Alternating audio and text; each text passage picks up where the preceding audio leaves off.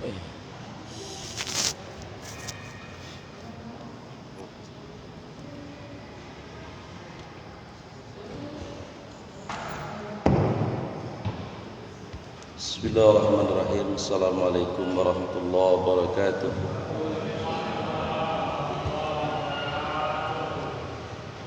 Alhamdulillah wa kafa, wassalatu wassalamu ala nabiyil mustafa wa ala alihi wa sahbihi al-sidqi wal wafa. Ma ba'd. Qala Allah ta'ala, a'udzu billahi minasyaitonir rajim. Yarfa'illahu alladziina aamanu minkum walladziina utul ilma darajat. Wa qala ayatun fi ayatin ukhra, subhanaka la ilma lana illa ma 'allamtana innaka antal alimul hakim. Qala Nabi sallallahu alaihi wasallam, kun 'aliman aw muta'alliman aw mustami'an aw muhibban wa la takun khamisan fatahlik lak, atau kama qala Rasulullah sallallahu alaihi wasallam. Keluarga yang Sidratul Jannah dan segenap pengurus yang Allah muliakan, jamaah sholat maghrib yang Allah cintai, kita bersyukur alhamdulillah setidaknya saat ini maghrib menjelang isya Allah masih memberikan kepada kita nikmat sehat walafiat. Mudah-mudahan nikmat sehat ini diisi dengan pundi-pundi amal soleh, amal kebaikan untuk bekal menuju hidup yang hakiki kelak di kampung halaman orang beriman, yaitu akhir. Salawat dan salam Allah senantiasa limpahkan kepada qudwah kita baginda Rasulullah Muhammad sallallahu alaihi wasallam, juga untuk keluarga dan sahabat-sahabat beliau serta seluruh umatnya yang akhir zaman nanti yang terus berupaya meneruskan risalah perjuangan beliau dan menghidupkan sunnah-sunnah. Jamaah salat maghrib yang Allah muliakan, kita lanjutkan tadabbur kita surat Al-Baqarah ayat 26, 27 dan 28. A'udzu billahi minasyaitonir rajim. Innallaha la yastahi an yadriba mathalan ma ba'udatan fama fawqaha fa ammal ladzina amanu faya'lamuna annahu al-haqqu min rabbihim wa ammal ladzina kafaru fayaquluna madza arada Allahu bihadza mathalan yudillu bihi katsiran wa yahdi bihi katsiran wa ma yudillu bihi illa al-fasiqin. Artinya adalah, sesungguhnya Allah tidak segan membuat perumpamaan seekor nyamuk atau yang lebih kecil dari nyamuk. Adapun orang-orang yang beriman, mereka tahu bahwa itu kebenaran dari Allah. Tetapi mereka yang kafir berkata, apa maksud Allah dengan perumpamaan itu? Dengan perumpamaan itu banyak orang yang dibiarkannya sesat, dan dengan itu banyak pula orang yang diberinya petunjuk.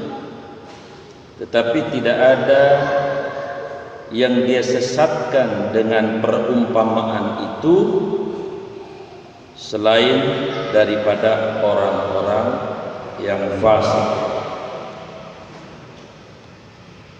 Jamaah yang Allah muliakan, ayat ini setidaknya ada 3 kesimpulan. Kesimpulan yang pertama,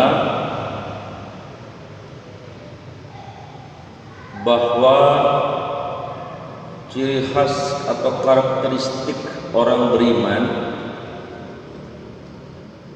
ketika melihat ciptaan Allah, baik yang besar ataupun hanya seekor nyamuk, bahkan yang lebih kecil dari seekor nyamuk,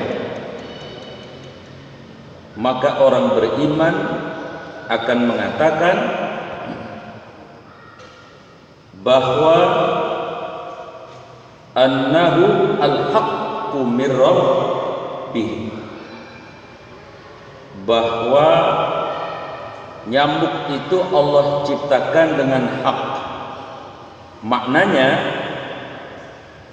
di surat Al-Imran ayat 190 ada kalimat Rabbana ma khalaqta hadza batila.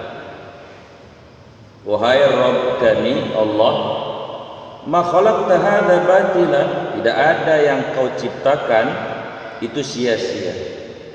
Termasuk nyamuk tidak sia-sia. Apa hikmah Allah menciptakan nyamuk? Satu, nyamuk adalah mata rantai jaring-jaring makanan. Siapa yang makan nyamuk? Orang Julupang? Bukan. Macan? Kagak doyan. Kucing, tikus dia demennya. Tapi saudara kita sesama makhluk yang bernama cicak-cicak di dinding, ini makanan pokoknya adalah nyamuk. Pernah dengar nggak Pak, di Jelupang ada cicak makan getuk? Beriang bisa itu nyamuk, cicak. Jadi manfaat nyamuk itu satu. Kedua, apa hikmah Allah menciptakan nyamuk? Dengan nyamuk ada orang sakit gara-gara nyamuk. Setelah orang sakit gara-gara nyamuk, lalu ada dokter yang mengobati orang yang sakit gara-gara nyamuk. Yang paling terkenal orang sakit karena nyamuk apa Pak? Malaria, DBD. Kalau dijumlah dari 7,8 miliar manusia sekarang yang hidup, kira-kira yang kena DBD, yang kena malaria banyak apa sedikit? Banyak, bisa puluhan juta, bisa ratusan juta. Dengan adanya orang yang kena penyakit karena nyamuk tadi, maka berdirilah perusahaan, company, corporate, pabrik obat nyamuk. Di TV sejak saya kecil sampai sekarang, sekurang-kurangnya ada 10 merek obat nyamuk. Betul Pak? Dulu ada Baygon, ya, Sari Puspa, Autan, apalagi? Ya kalau dicari banyak. Satu perusahaan itu nggak usah banyak-banyak, karyawannya ada 1000 karena pabriknya punya cabang-cabang di mana-mana. 1000, yang 1000 istrinya 1, 2000. Ada yang bandel istrinya 4.000. Anaknya nggak usah banyak-banyak, 2, 6.000. Dia nanggung pembantunya 1, 7.000. Emaknya bapaknya ngikut, 8.000. Satu perusahaan Baygon bisa menjadi sarana rezeki setidaknya 8 sampai 10.000. Lah kalau mereknya ada 10, tinggal hitung saja di dunia ini. Ini hikmah adanya. Yang ketiga, Nyamuk itu juga bisa menjadi tentaranya Allah. Apa fakta dan buktinya?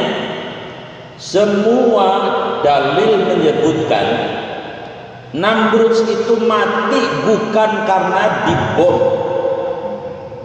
Raja Namrud Paeh bukan karena disantet.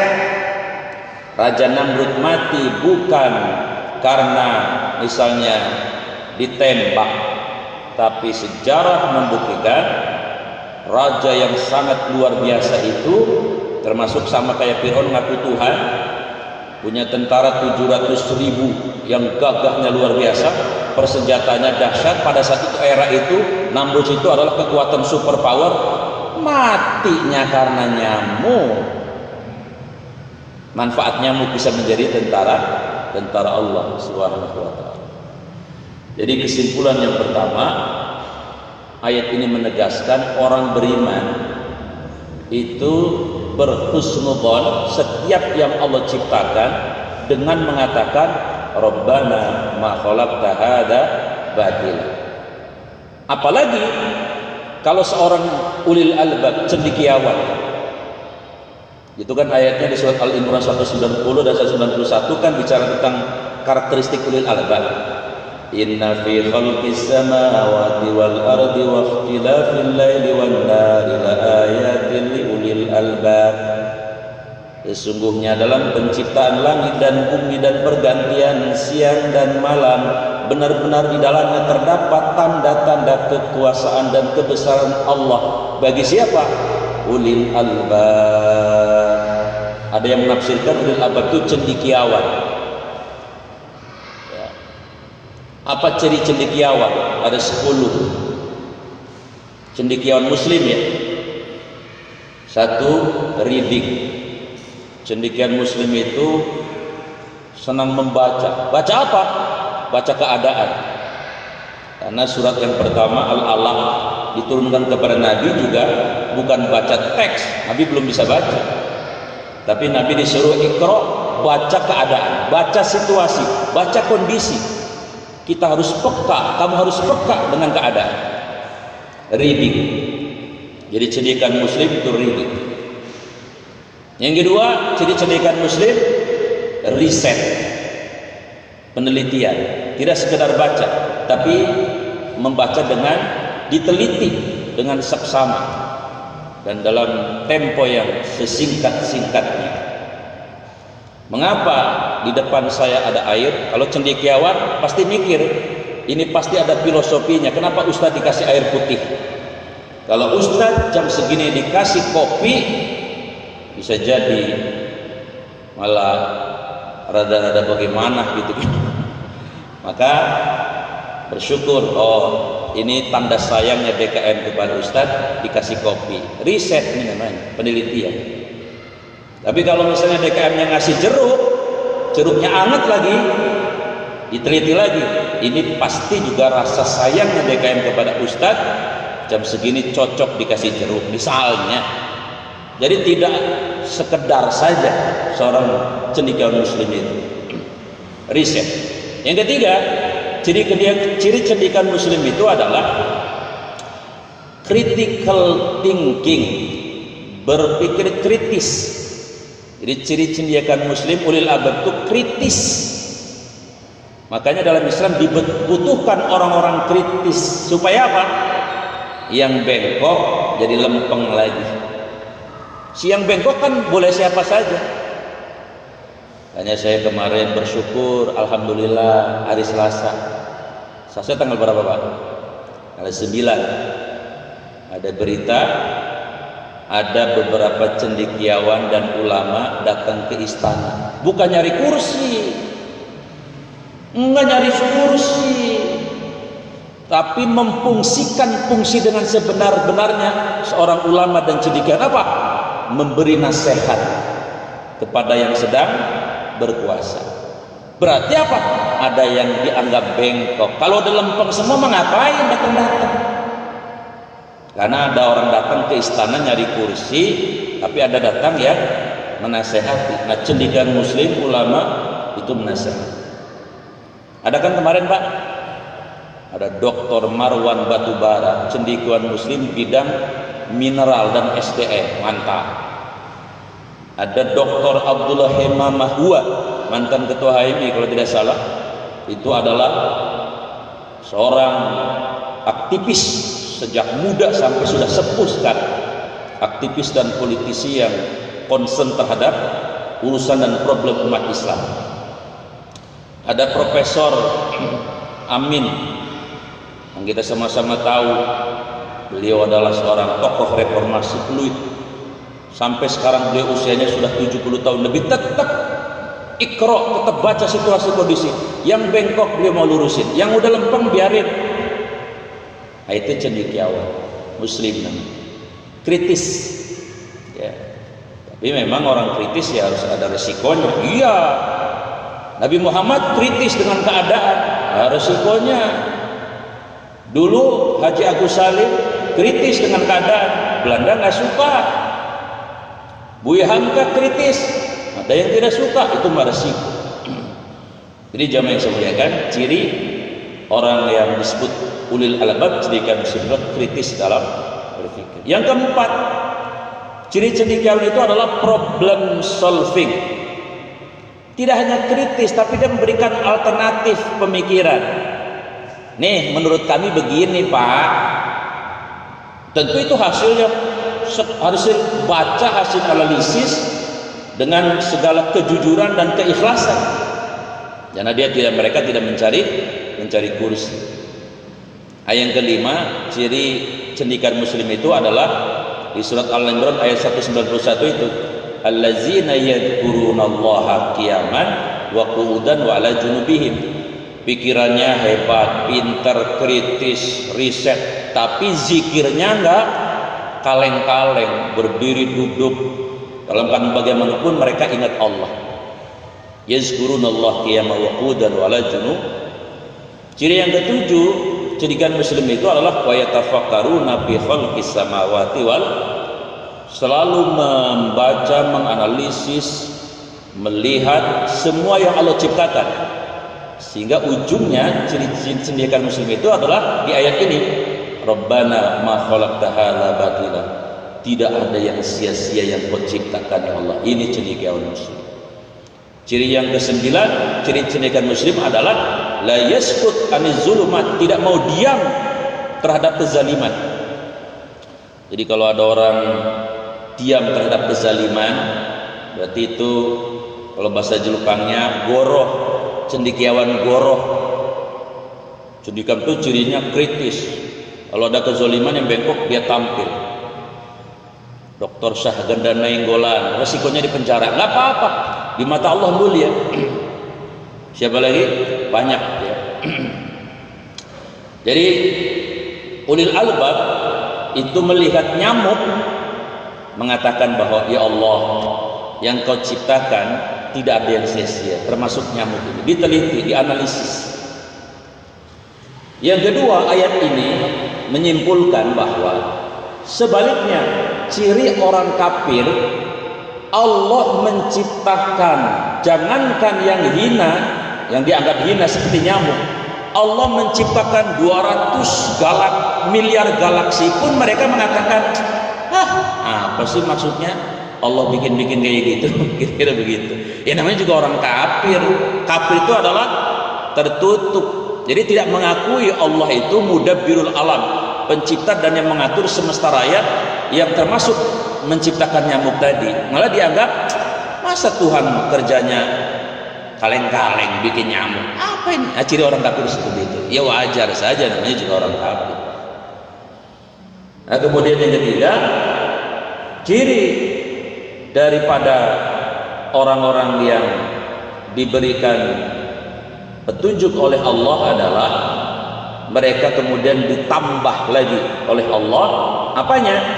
Batinnya semakin tenang, tentram, semakin yakin, semakin menghamba kepada Allah, semakin kuat kedekatannya kepada Allah, melihat apapun yang Allah ciptakan.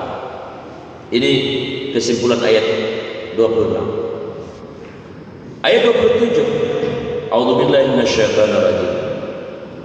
alladzina yanquduna 'ahdallahi min ba'di mitsaqih wa yaqta'una ma amara Allah bi an yusala wa yufsiduna fil ardi ulaika humul khasirun. Yaitu orang-orang yang melanggar perjanjian Allah setelah perjanjian itu diteguhkan dan memutuskan apa yang diperintahkan Allah untuk disombongkan dan berbuat kerusakan di muka bumi ini. Mereka itulah orang-orang yang rugi. Ini karakteristik orang-orang kafir juga. Ketika di alam ruh di dalam surat Al-A'raf, semua ciptaan Allah yang bernama manusia mengakui, ketika ditanya alastu bi rabbikum, hai penciptamu siapa? Pencipta kalian siapa? Rob kalian siapa? Yang membuat kalian siapa? Qalu bala syahidna. Mereka mengakui bahwa ya engkau wahai Allah yang menciptakan kami, engkau wahai Allah yang mengizinkan kami hadir di dunia ini. Tapi ketika mereka keluar dari rahimnya lalu kemudian hidup di dunia ini, mereka kemudian kufur terhadap semua itu. Perjanjian sakral antara dirinya dengan Allah diingkarinya. Ini ciri-ciri juga orang kafir. Kemudian ayat berikutnya, ayat 28, kaifa takfuruna billahi wa kuntum amwatan fa ahyaakum thumma yumitukum thumma yuhyikum thumma ilaihi turja'un. Sikap dan perilaku orang-orang kafir ditanya sama Allah. Apa kata Allah? Kaifa takfuruna billah. Hei, kenapa kalian kufur? Ya. Kalian tutupi aku. Kalian tadinya di alam ruh mengakui aku pencipta kalian, yang menghadirkan kalian di dunia, kok ditutupi? Kok ditutupi sekarang? Kaifa takfuruna billah wa kuntum amwata. Padahal dulunya kalian tidak ada di muka bumi ini. Kan dulunya manusia tidak ada, Pak. Bahkan makhluk yang paling senior di bumi ini bukan manusia. Yang paling senior siapa? Malaikat tentunya. Kemudian yang kedua, bangsa jin. Ya. Maka ketika Allah mau menjadikan Nabi Adam, wa id qala rabbuka lil malaikati inni ja'ilun fil ardi khalifah, qalu ataj'alu fiha may yufsidu fiha wa yasfiku dima. Kata malaikat-malaikat, ya Allah, apakah engkau akan menciptakan seorang khalifah yang mereka nanti kelak akan saling menumpahkan darah, saling membunuh satu dengan yang lain? Apa ini maksud dengan saling menumpahkan darah? Bukan manusia, Nabi Adam aja belum turun. Siapa itu? Bangsa jin. Ya. Maka kita makhluk junior. Hewan sudah ada di bumi ini sebelum Nabi Adam turun di bumi. Hewan sudah ada, tumbuh-tumbuhan sudah ada. Kita paling junior. Tapi diberi makom oleh Allah sebagai khalifah sehingga derajatnya melampaui yang senior-senior tadi. Jadi Allah mempertanyakan, kenapa kalian tutupi aku? Padahal dulu kalian tidak ada. Nggak usah nanya tentang siapa yang pertama kali turun di bumi. Yang sederhana aja dah. Saya lahir tahun 71. Saya mau nanya ke jamaah, kira-kira tahun 69 saya ada nggak di bumi ini? Hah? Keneh atuh. Mau dikoret-koredin juga sampai ke gentong-gentong dicari, ya kan nggak ada. Lah saya belum diciptakan Allah. Sederhananya begitu. Kalian dulu tidak ada. Kenapa sekarang aku tutupi kalian itu? Kaifa takfuruna billah wa kuntum amwata fa ahyaakum. Sekarang kalian aku hidupkan, kata Allah. Tadi ya 7,8 miliar. 1,9 miliarnya adalah orang beriman kayak kita. Selebihnya adalah orang-orang kafir. Ya. Wa kuntum aw ahyakum summa, tapi kata Allah summa yumitukum. Hai, jangan lupa ya, summa yumitukum. Mereka orang-orang kafir akan diwafatkan, akan meninggalkan. Yang cocok meninggal apa wafat apa mati kalau orang kafir kira-kira. Jangan paeh, itu mah abah dana tuh bahasanya paeh, jelmana paeh ya. Harus sudahnya. Kalian kelak akan aku matikan. Iya dong, memang yang mati orang beriman saja? Enggak. Yang mati bukan orang beriman. Sekarang yang kena corona itu kan berapa? 1 juta lebih ya. Kira-kira kalau dipresentasi banyakkan orang beriman apa banyakkan orang yang tidak beriman? Kayaknya banyakkan orang yang tidak beriman lah. Hari ini meledak di mana itu? Di Eropa ya, satu negara. Kasusnya langsung 6.000 tanpa tanpa diduga gitu ya. Jadi kalau Allah mau mematikan manusia, sama yang beriman dimatikan, yang tidak beriman pun dimatikan. Ya, bahkan jumlahnya bisa jadi lebih banyak orang-orang yang tidak beriman. Wa kuntum amwata fa ahyam tsumma yumitum tsumma ilaihi turja'un. Tapi yang pasti semua yang namanya manusia tadi yang 7,8 miliar tadi akan kembali kepada aku, kata Allah. Karena aku yang menghidupkan, kalian harus kembali kepada aku, mempertanggungjawabkan kesempatan nikmat hidup yang aku berikan waktu di dunia itu. Syukurnya, alhamdulillahnya, kita jadi orang beriman. Jadi andai nanti kita diwafatkan, insya Allah, janji Allah, janji Rasul, orang beriman kayak kita, insya Allah ujung-ujungnya mah masuk surga. Tapi mampir heula atuh.